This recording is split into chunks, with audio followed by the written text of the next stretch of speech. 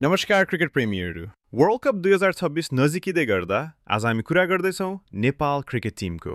एउटा यस्तो टोली जसले सपना मात्र देख्दैन, सपना पुरा गर्ने आँट पनि राख्छ।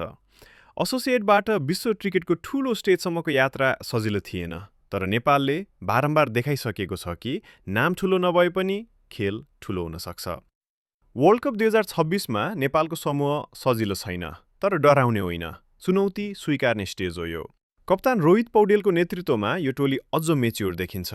प्रेसरमा टिक्ने, इनिङ सम्हाल्ने र सही समयमा निर्णय लिने क्षमता उनको ठूलो स्ट्रेन्थ हो। पावर प्लेमा कुशल भुर्तेल नेपालको सबैभन्दा खतरनाक हतियार हुन्, जो पहिलो 6 ओभरमै खेलको दिशा बदल्न सक्छन्। मिडल अर्डरमा दिपेन्द्र सिंह ऐरी नेपाल क्रिकेटका असली म्याच विनर हुन्।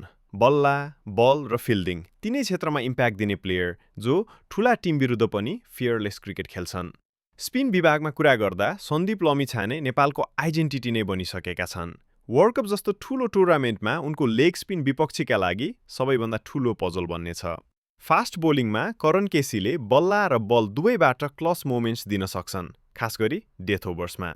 तर अब कुरा गरौँ नेपाल क्रिकेटको डार्क होर्सको, गुलसन झा। धेरैले कम चर्चा गर्ने नाम, तर काम माइन्डसेट, स्मार्ट ब्याटिङ र सिम बोलिङले वर्ल्ड कपमा सरप्राइज प्याकेज बन्न सक्ने खेलाडी। वर्ल्ड कप 2026 नेपालका लागि केवल टुर्नामेन्ट मात्र होइन, यो मेसेज हो। हामी यहाँ केवल सहभागी हुन आएका होइनौँ, प्रतिस्पर्धा गर्न आएका हौँ।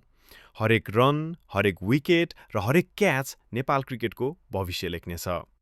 अन्त्यमा नेपाल वर्ल्ड कप जित्ने फेभरेट नहोला, तर एउटा कुरा पक्का छ, नेपालले कसैलाई सजिलै खेल्न दिने छैन र जब अन्डरडग फियरलेस खेल्छ तब इतिहास बन्ने सम्भावना सधैँ रहन्छ। Support Nepal, believe in rhinos. World cup 2026, Nepal is ready.